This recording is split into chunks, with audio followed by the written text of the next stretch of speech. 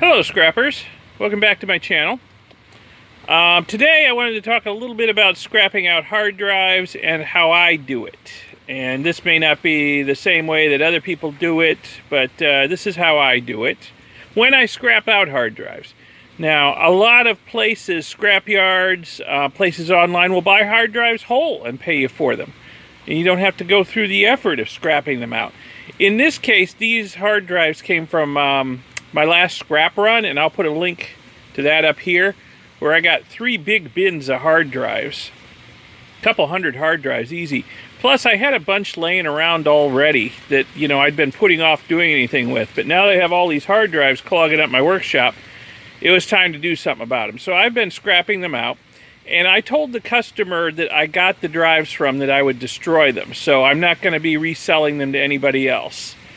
So I'm going to take them apart and basically destroy them and sell the different pieces and extract gold from the electronics and so on and so forth. But I'm not going to resell them. But I've been busy. Here's a bin full of basically aluminum bits and pieces. The body forgings, which are most of the aluminum and most of the weight of the drive. Got platters. Some of the lids of the drives are aluminum, so they're worth keeping in your aluminum pile. Some of them are stainless steel too. You can sort those out and put them in your stainless steel pile. Most of them are just regular mild steel, and you can put them with your regular mild steel or metal recycling, whichever. But this is getting quite heavy, which is, most of the weight of the hard drives is in these aluminum forgings.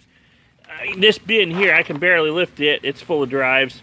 And this bin here, it's getting there. It's getting quite heavy. But yeah, so I'm going to scrap these out. Now, if you've got drives from working computers, especially working servers, and you're not obligated to destroy them, it's always worthwhile to look up what they're going to resell for, say on eBay or wherever. Because sometimes the drives can be quite valuable, especially server drives. Even if the capacity seems really low by today's standards, a lot of server drives are low capacity but high reliability drives. And if the drives work, they'll often resell for good money. So it's always worth looking to make sure that they're not worth reselling before you scrap them or take them to the scrap yard or whatever. Like I said, I'm gonna destroy all these drives, take them apart, get the good stuff out of them, and I'll show you a lot of that.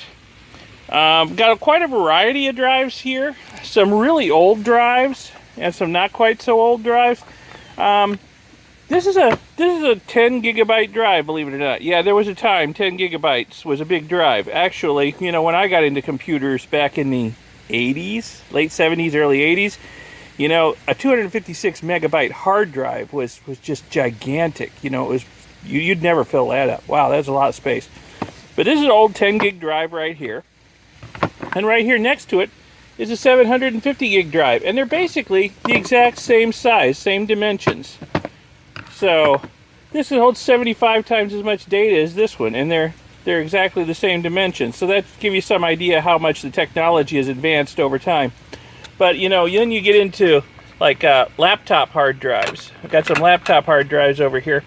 And, yeah, so things have miniaturized even greater. Most of these aren't, like, a few hundred gig capacity at the most. But still, they're quite a bit smaller than that and lighter. So technology marches on. And now you got solid-state drives and all. So just, who knows what we're going to have day after tomorrow. It could just be, amazing. So when I take these drives apart, what I'm after on them are a couple of things. I want the electronics, the board on the back that has the IC chips on it and the gold connectors on the edge. That's really showing up, but there's gold connectors in there. See the gold connectors on there on the SATA connection. So that's what I wanted. I want the electronics. A lot of them will also have gold connections here underneath the board, and I'll show you some of those as I get tearing these apart. And there's not much gold on those, but hey, if you got hundreds and hundreds of drives, it can start adding up, so I always collect that. And then inside the drives, there's a few things I want. There's going to be a read-write head, and the read-write head will have some gold traces on it, which really aren't going to show up. But there's gold traces going out to the read-write heads. And then often on this little connector right here, not on this particular one, but a lot of them do have it, those will all be gold plated right there. So those are worth keeping. And then also over here, you can see here's all the read-write heads. And then over here, the magnets. Believe it or not, for resale purposes, out of all the parts you'll get out of a hard drive, the magnets are probably the most valuable. You know, I'll fill this box up with magnets, put it on eBay, and sell it, and make a fair amount of money. So these neodymium magnets are just very popular. I don't know what people do with them. I don't really care what they do with them, as long as they buy them. So, you know, this box will be pretty close to full and very heavy by the time I get all my hard drives scrapped out. And somebody will buy it from me off eBay, and I'll make good money on it. All right, so what tools do you need to scrap out hard drives? Well, really indispensable tools are these little tiny Torx bits. Hard drive manufacturers have standardized on Torx screws. You know, you can see some up at the corner for holding their drives together. What they haven't standardized on is a size. So you need a variety of sizes. So I've got a whole set here, but mostly 6 to 9 will cover you. T6 to T9, with the bulk of what you need being T8. Most of the screws and drives are going to be T8, at least the ones that hold the covers on, and most of the ones that hold the electronics on are going to be T8. But once you get inside, quite often there's smaller sizes, and you may need the T7 or the T6 to continue the disassembly once you get inside. Now you can get yourself a little screwdriver handle like this where you can, you know, replace the bits with different size bits. And that's great if you've got like 2 or 3 or 4 hard drives to do. But I've got to use my Ryobi screw gun here because I've got hundreds to do. So, you know, power tools, wonderful thing. So you need the Torx bits, T6 through about T9, and a power screwdriver if you want one.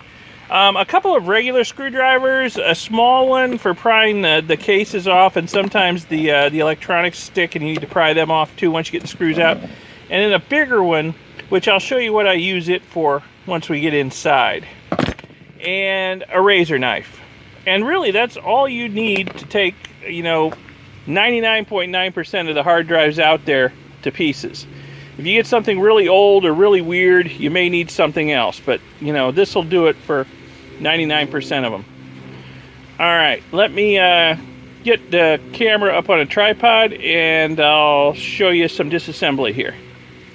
All right, so there's not a lot of variation in drives these days. Like I said, if you get something old or something weird, you might find that there's some variation. Most of them, there's not a lot. Most of these are either serial ATA like that one, or parallel ATA like that one.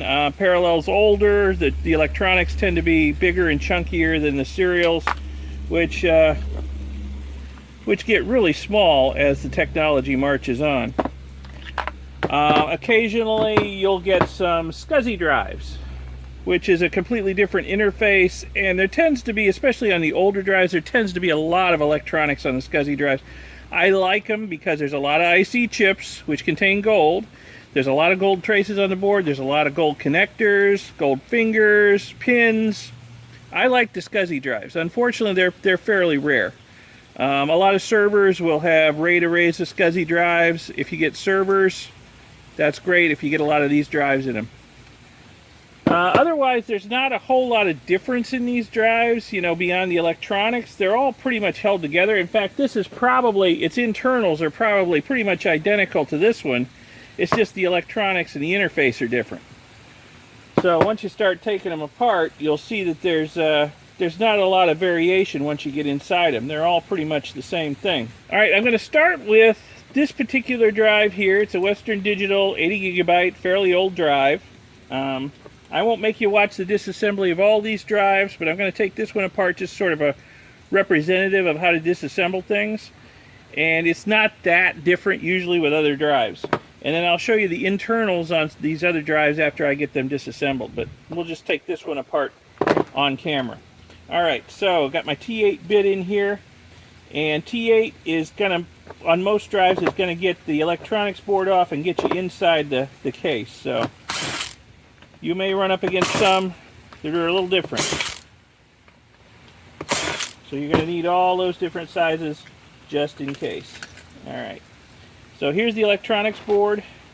They use some foam in here, and a lot of times, unfortunately, on these older drives, after being exposed to the heat inside the computer for so long, the foam starts to degrade and it like turns into a glue. So, but here's the electronics board. Got all the gold pins, the gold fingers. There's some gold coated contacts up here that made contact with these gold plated contacts here to drive the motor. So, alright, so that's going in the electronics board box over there, which is rapidly filling up. Now, these gold contacts here, there's not many of them on a drive. I mean, this is really thin gold. There's not much gold here, but if you got hundreds and hundreds of drives, they're worth keeping. So I'll take my razor knife and just, if I can, just work it underneath it to free it, because it's sort of like a tape that they've put on there. And cut it loose with the razor knife, and there's the 4 gold-plated contacts. So I will just keep those and put them with my gold-plated stuff. I can recover that gold. Alright, so that's all we want off this side. So sometimes these contacts here are gold-plated, but in this case they are not. But we can't get them from this side anyway. We got to get those from the inside. So if they were gold-plated, we get them from the inside. Alright, so let's take the cover off.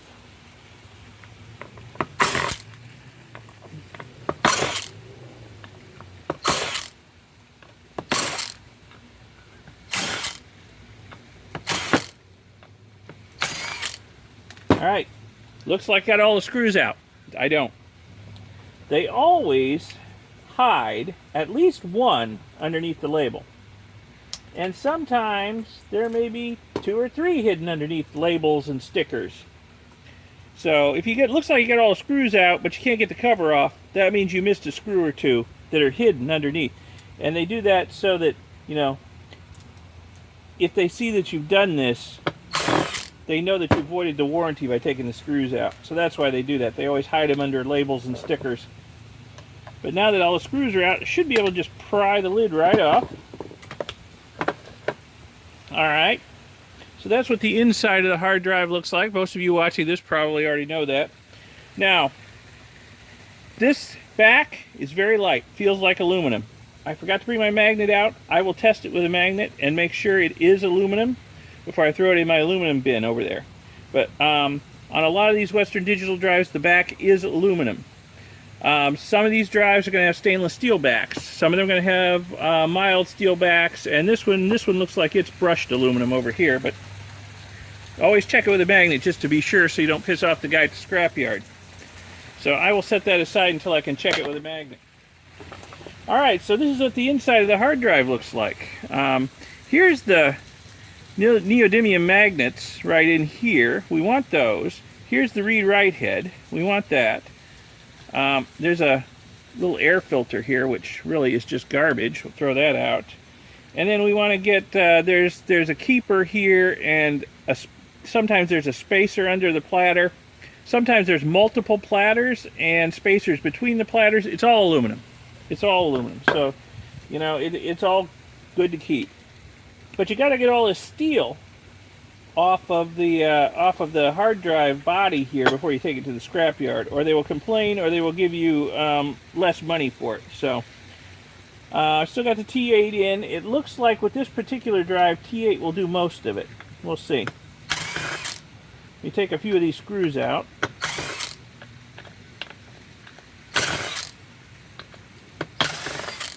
All right. The magnets are super powerful. You're going to have to pry the top one out. and then pry it off your screwdriver. You want to be careful once you get the other one out, not to get your fingers between them when they go together, because that can hurt. These are really powerful magnets. Now, on this particular model of drive, you can just lift the read-write head, or the read-write arm with the heads on it, right off of the post. On some of them, you have to unscrew a central screw to get it out, but on this one, you can just lift it right off. So this one does not have gold-plated pins on it here on the connector, but it does have some gold plating. A lot of them have some gold plating down here, so it's worth keeping.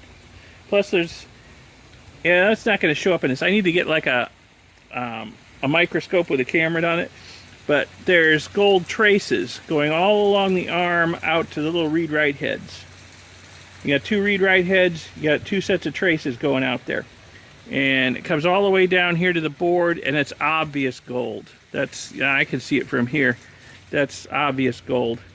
So these read-write heads, they have a fair amount of gold in them, and this is going in the read-write head box over there. This is just a little plastic piece that limited the motion of the read-write arm. That's garbage. Just a little piece of plastic. Let me see if I can get the bottom magnet out. It's a very strong magnet. It wants to snag the screwdriver head and pull it off the screw heads.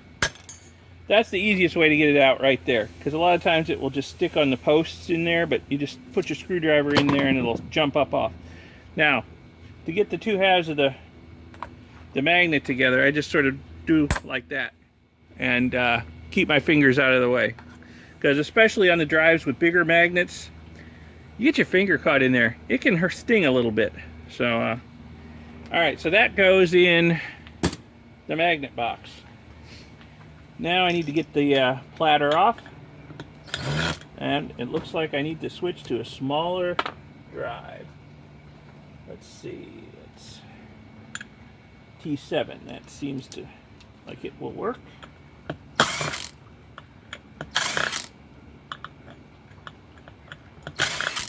Some of these drives takes 2-3 different size drivers to get it apart. So this piece right here, that's aluminum, keeper. There's the drive platter. Now on drives this size, the platters are aluminum. If you get into laptop drives, a lot of the times they are glass, thin sheets of glass. But the platters in these big drives are aluminum. Now, some people on the internet, and you know, you can believe everything you hear on the internet, right? Some people on the internet will tell you that these things are just loaded with platinum or palladium or rhodium or some sort of precious, rare metal. Well, a lot of people say that. I haven't seen anybody successful at recovering it from them. Several people, amateur chemists who have YouTube channels, have tried.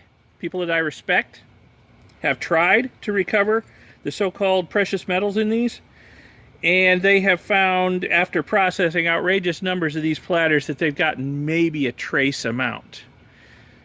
Certainly not enough to even recover their expenses of trying.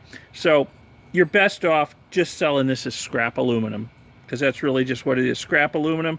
It can go in a scrap aluminum pile.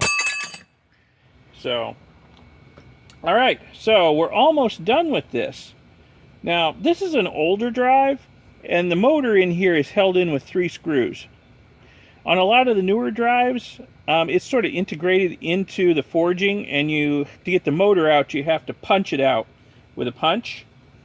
But this one will come out, I'll probably need to change bits again. That looks like we're going back to T8. This one will come right out.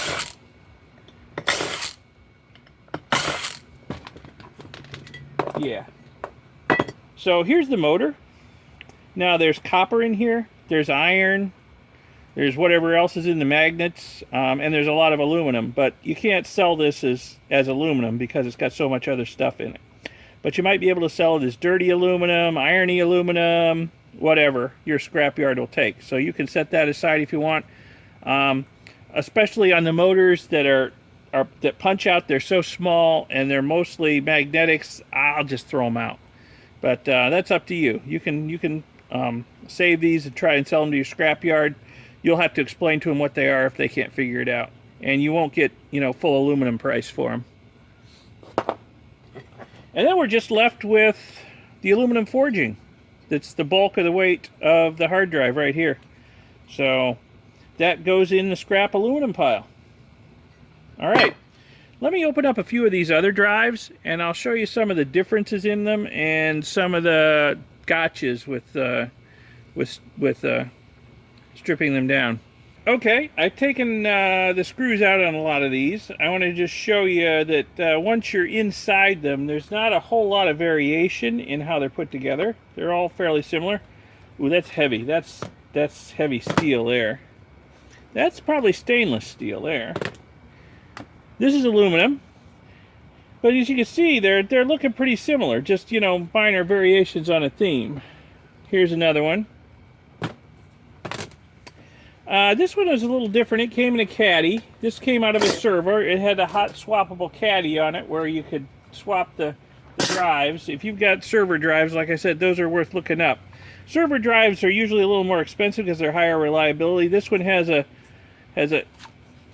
EMI shield over the electronics to prevent interference. So, but inside, it looks a lot like the others. Not much variation.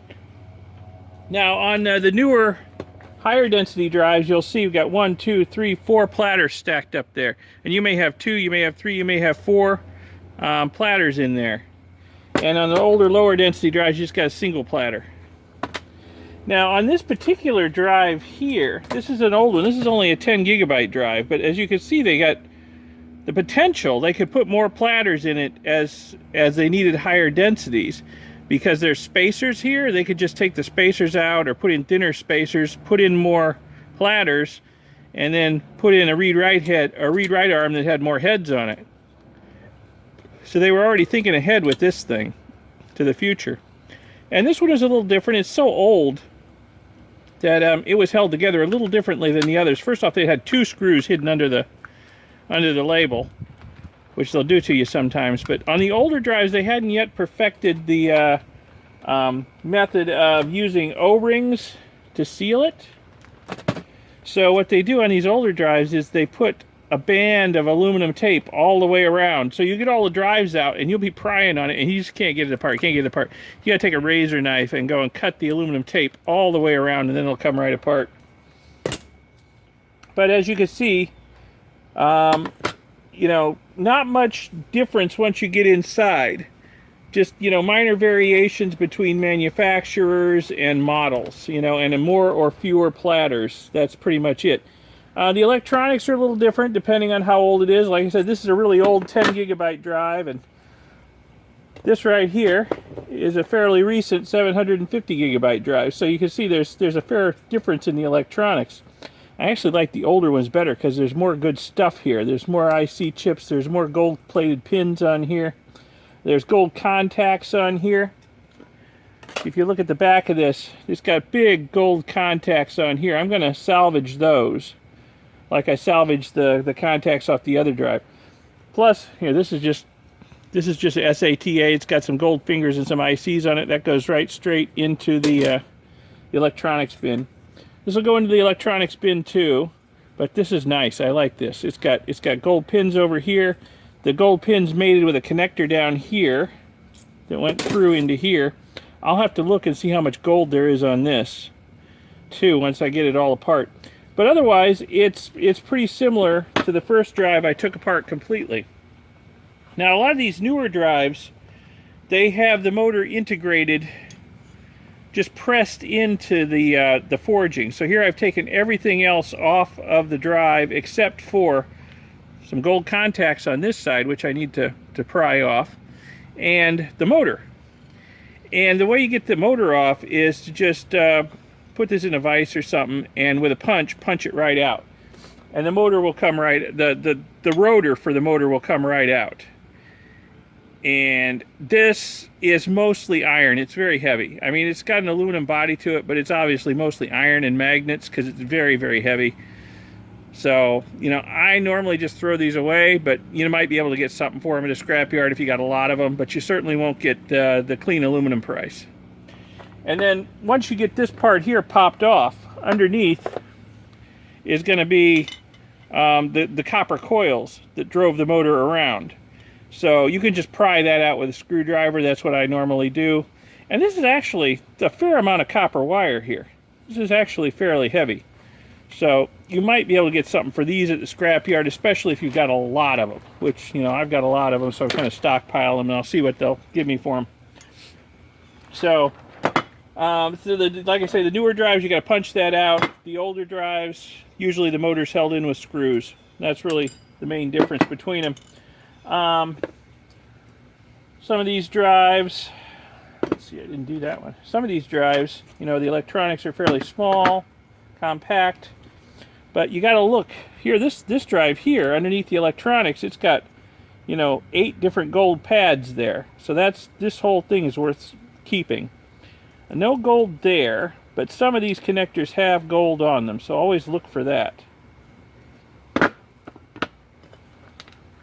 See, no gold. Ah, this one. I don't know if that's going to show up on the camera or not, but that is gold plated right there. Let me peel this off. So there's gold plating right there on these spring-loaded pins that pressed against the bottom of the circuit board, and there's 3 little gold-plated pins right here that pressed against contacts on the circuit board. So if I take this part here out,